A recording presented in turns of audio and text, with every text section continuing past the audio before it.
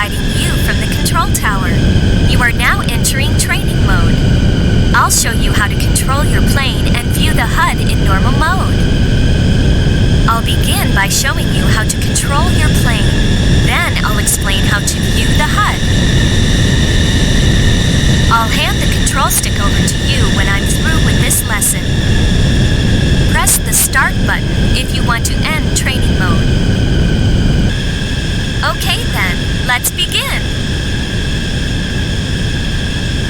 The A button raises throttle and increases acceleration.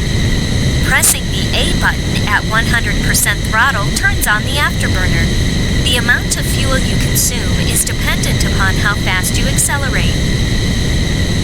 The B button lowers throttle and decreases acceleration.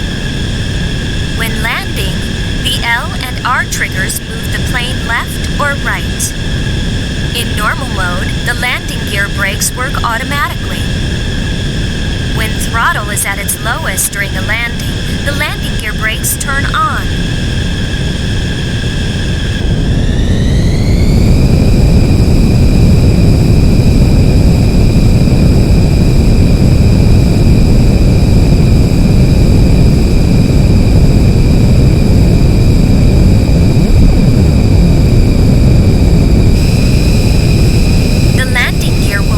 Automatically when speed increases after takeoff.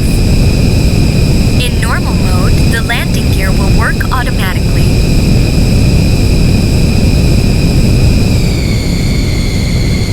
Use the analog thumb pad to raise and lower the plane's nose.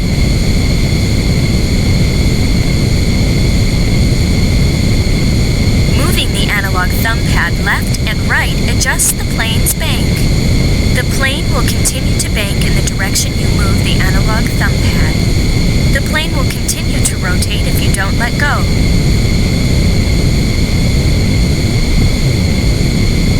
The L and R triggers control the plane's rudder for making minute adjustments.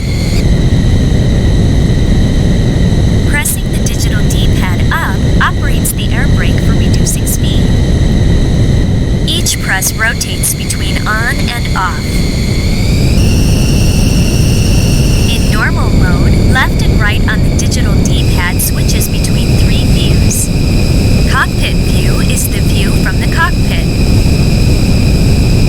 Behind view is the view from behind the plane. Front view is the view from in front of the plane. Pressing the X button when in cockpit view switches to pilot view. The view is returned to normal by releasing the X button. Pilot view is helpful when you want to locate the other pilot's position. The camera zooms to the other pilot when he can be viewed from the cockpit.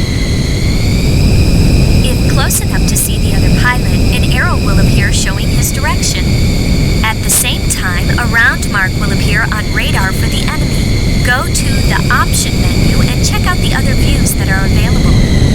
There are some views that can only be used during replay.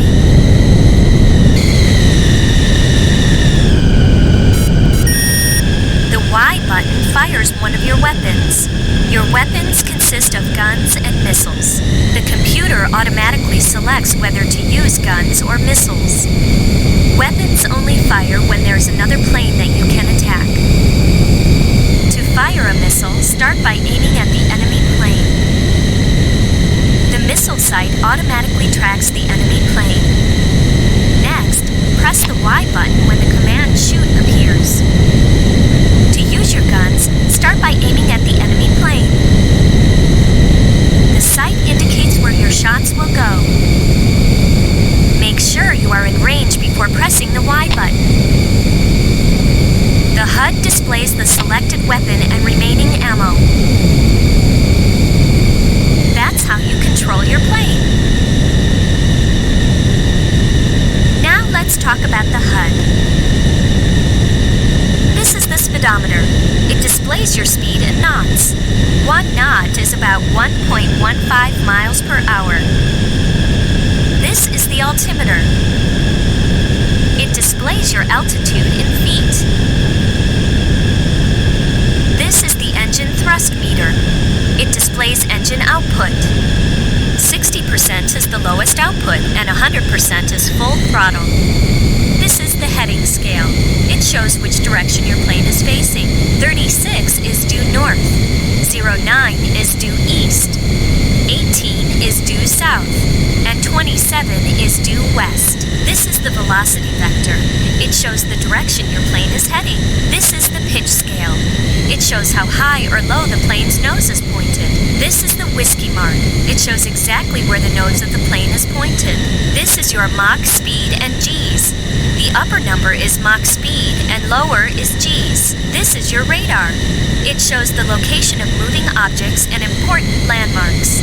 The location and heading of aircraft in the fan-shaped area will be displayed. Aircraft outside the fan-shaped area will be indicated by blinking red lines. Radar can only show the location of aircraft within a narrow field dead ahead. Try switching views to determine the location of other aircraft. That concludes basic